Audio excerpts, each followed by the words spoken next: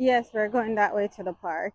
I want to tell you about a specific Tuesday that occurred about 4 years into my career as a nurse. And I've been a nurse for over a decade. So I was at a meeting at work and I was supposed to do a presentation, but I kept burping like a fish out of water. It just wouldn't stop. Every sentence would either start with a burp, have a burp in the middle of it, or a burp at the end of it. It was ridiculous. So I inquired of my colleagues and um, other individuals who were there, like a doctor was there included, and I kind of gave a general overview of what I'd been experiencing, the fact that I'd gone to the doctor, and so on and so forth. And so some recommendations were given as to what I could do. Now, granted, these recommendations were not in alignment with how I wanted to holistically take care of myself. So I did not follow through on them because they involve taking medications which long term would not resolve the issue at the core, right? So after work that day, I gave thought to the recommendation nonetheless, right? I went to the store to pick up the medication, but when I got there, I sat in the car and I cried because I felt as if I'm a nurse and there's so much going on with my body, and I did not want to rely on medication long term. And that overwhelming sense of dependency really got to me. So I sat in the parking lot of the pharmacy and I just could not get out to go get the medication, the prescription filled. Um, and I cried. And then something strange happened. It started raining, and it rained so hard that I decided not to get out of the vehicle at all because it was pouring. So I decided that in that moment, I am going to explore supplements to see how those could help me to regulate my system, right? And that's something I'll get into in another video. But that's where I was, and I want to tell you about that specific Tuesday because that's ultimately what changed everything for me. So hi, I'm Kamisha. I'm a registered nurse. Like I mentioned, I've been a nurse for over a decade, and I too have had my issues with gastritis, acid reflux, bloating, GERD, hiatal hernia, and during that period of time, it was very confusing for me. I had many questions. I had seen a specialist and didn't quite agree with the recommendations they provided. So I dug deep into better understanding my body and what was going on at that point, right?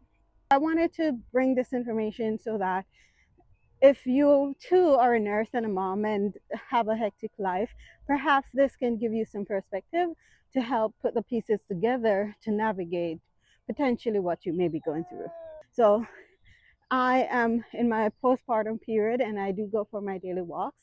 And as I'm walking, I figure I may just share this experience, some information that may help potentially with what you're going through. So if you find this useful, don't forget to like, share, and subscribe, and share this with someone who may not yet have connected to the dots of what may be happening in their reality. All right. So this specific Tuesday is important because at that point I realized that it didn't matter where I looked, the recommendations were the same for the area I was in. It was to take medications, right? And again, nothing against medication, but that was not my preference at the time. I wanted to fix the underlying issues. And so you may hear my little ones in the background because, like I said, I'm out walking and I do have my kids with me and they're enjoying the scene just as much as um, someone just drifted off to sleep here. Okay. So, in hindsight, when I look back at it, what had happened was the year prior or 2 years prior, I had started working in hospice. And this was outpatient hospice. This was an independent company. aside separate from a hospital or anything like that, right? So it was an office. You go there for meetings, you pick up your supplies, you get ready for your day. Or, if you need additional stuff, that's your home office, your point of contact if you need anything while you're out and about in the community, doing your assessments and taking care of business, right? So at that office, we would go there for meetings, as I mentioned, or for supplies or different things like that. So they always have coffee. And mind you, I was never a big coffee drinker prior to that. But when I started that job, because they always had coffee and everybody was drinking coffee, a coffee was freshly brewing every morning. I kid you not. I started having coffee too. Yes, baby? Yes, we're going to the park. Okay, we're almost there. So I started having coffee too. A cup every morning. In the afternoon, you swing by for something, you have another cup. In the evening, if you stop there before you go home, you have another cup. So coffee became a part of my routine, right? And the different flavor coffees. Okay, we're going to the park. So coffee became a part of my routine on a day-to-day basis. And this was without thinking. Everybody else is doing it. So, nobody was complaining of any issue, at least none that I heard overtly, or consistently or paid attention to at that point. Let's put it that way. So that's number one. And I wanted to include that because at the time I was young and vibrant. I was younger and vibrant and didn't really have any health issues aside from occasional cold or something like that. No other issues, right? So when I started drinking coffee, any thought. There wasn't any thought given to it as to the effect it could potentially have on my body. So when I started having the symptoms relating to hiatal hernia or acid reflux, I did not I did not attribute anything that was going on to coffee. But in hindsight, caffeine works against hiatal hernias through two simultaneous mechanisms, right? And most people only know about one of them. Everyone knows coffee stimulates acid production. What is less discussed is that caffeine also directly relaxes the lower esophageal sphincter through an effect on the smooth muscle itself. The LES responds to caffeine the way it responds to a chemical signal to stand down. So the mornings, afternoons, evenings that I was having coffee, my cortisol level was already elevated from the general day-to-day activities of being a hospice nurse. I love that job very much, but it was also very demanding in many ways, right? So with already having cortisol levels elevated, it meant that more acid was being produced, and the valve that is supposed to contain the acid is simultaneously being told to relax, right? For a person with a hiatal hernia, for a person without a hiatal hernia, the LES has enough structural backup that this relax is manageable. For someone whose LES is already compromised by a hernia and that has a disrupted diaphragm support, it is the worst possible start or part of your day. So with decaf, it removes the LES relaxation problem. Cold brew is a lower acidity. Drinking with food instead of before, it gives the stomach something to buffer against. None of these meant giving up coffee. They mean understanding what you are working with. There are different ways to understand how coffee affects the body. And again, at that point, I did not give thought to it because who would think that having some coffee throughout the day to keep you going, like everybody else was doing, especially people who had been in hospice for 20, 30 years, they weren't complaining of acid reflux or GERD or hiatal hernia issues, like none of that was a complaint. So the thought didn't even cross my mind when I made that part of my daily routine. But that's in hindsight. So giving up coffee may not be what someone does immediately, right? But knowing when to drink it or the type of coffee can make a significant difference in that area. I was new to coffee. In my own defense, I was new to drinking coffee. I'd never explored coffee or the effects on the body. So that was lesson learned. I grew up on drinking tea. So it didn't mean much of anything when I decided to make myself a cup of tea throughout the day. Could be peppermint or something else. I didn't think twice about potentially what this could do, right? Because it was something I was used to having for 20, 30 years at that point. But one thing to note in hindsight, thing to note about having certain types of tea is that they have the potential to relax muscles in your body, right? And with peppermint, it relaxes the wrong muscles when it comes to issues with reflux or disorders of that mechanism. So, menthol is the active ingredient in peppermint. It directly relaxes smooth muscle. This is the mechanism behind peppermint oil capsules for IBS. The relaxation of smooth muscle in the lower gut relieves cramping and spasms. This is a genuine therapeutic effect. The problem is that the LES is also a smooth muscle. So when you drink peppermint tea, the menthol does not distinguish between smooth muscle it is supposed to smooth and the smooth muscle of the valve that is supposed to stay shut. It relaxes both. For someone with a healthy lower esophageal sphincter, this is inconsequential. The valve has enough structural support from the diaphragm to compensate that. But for someone with hiatal hernia, where the diaphragm support is already lost, chemically relaxed LES is the direct cause of symptoms. Peppermint is not dangerous. It is genuinely soothing for most people.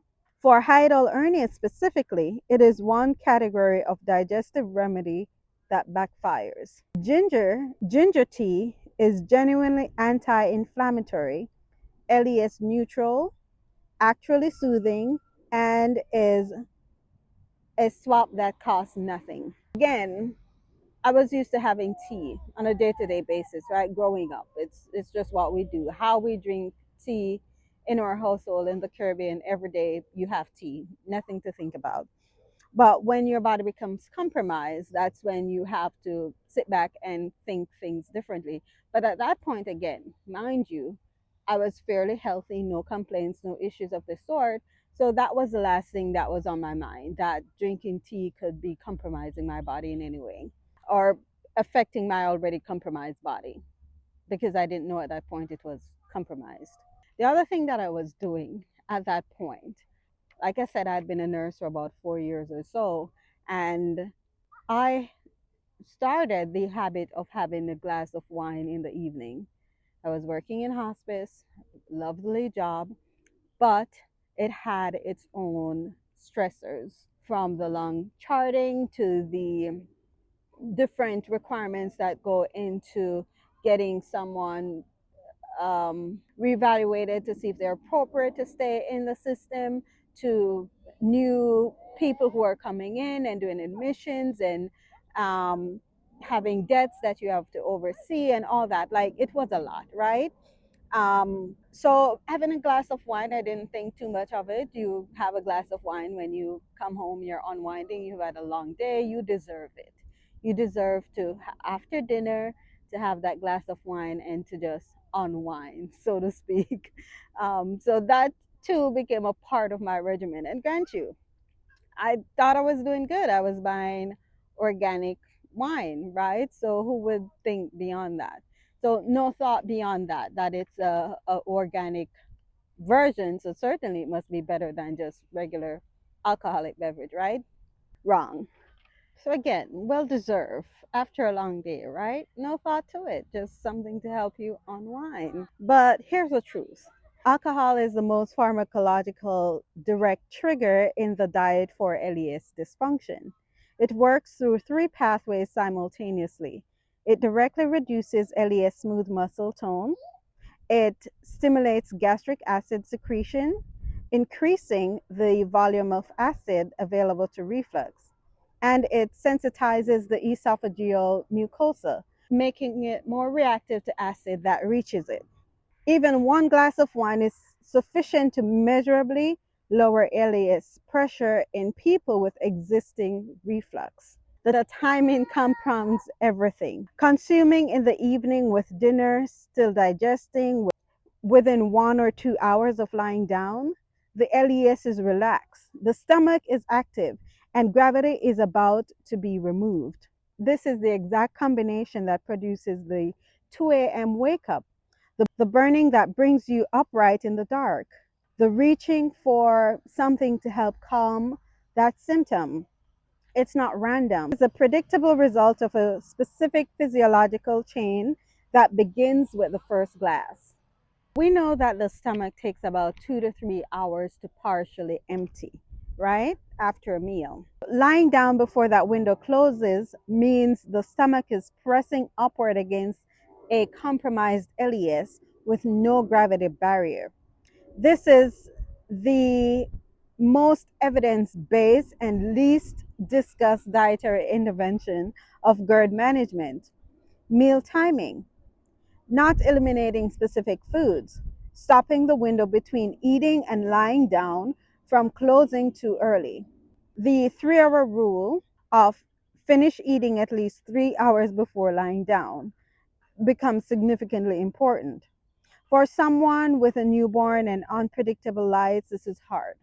But even moving, eating at 9 p.m. and lying down at 9:45 to eating at 7:30 and lying down at 10:30 makes a measurable difference.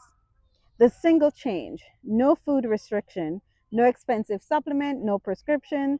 This is intervention I saw that makes the fastest difference in my own symptoms more than eliminating any specific food.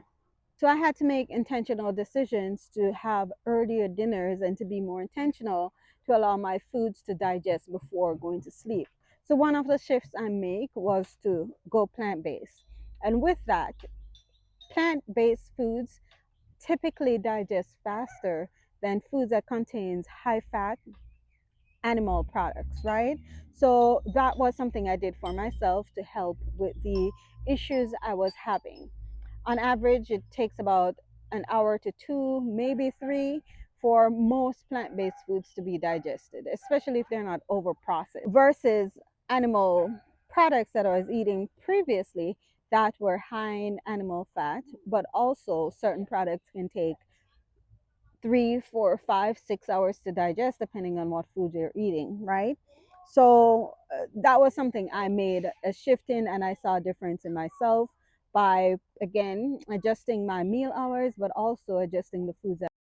So to be clear, I didn't have anything personally against taking PPI as short term, right? But what scared me, or where my hesitation lied, was in taking it long term. When I went to see my provider and he told me that there's nothing that I can do about it, right? And that would be, I would need that for the rest of my life. That's kind of where things shifted for me. And when I had that early morning wake up, that 2 to 3 a.m. wake up, where I felt like something was stuck in my throat and that there was something on my chest, right? I just know that something had to give, right? And that's when, again, things started shifting for me in that sphere. So if you're going to take anything from this, so I tell you this not because my Tuesday of that day that I recognized that things needed to change is special, right? I tell it to you because you have your own Tuesdays, you have your own timing where you recognize, or you may recognize, that things are eerily similar to what I express, right? Maybe not the same exact triggers that I have, but your own version of them that feels ordinary, like you're making healthy and harmless choices, when in reality these are things that nobody explained to us, or that we didn't even think to include or think would have a direct effect on the valve and be the root cause of every symptom that we're having, right? So this is not your fault. This is a gap. And that is exactly why this series exists, to close that gap.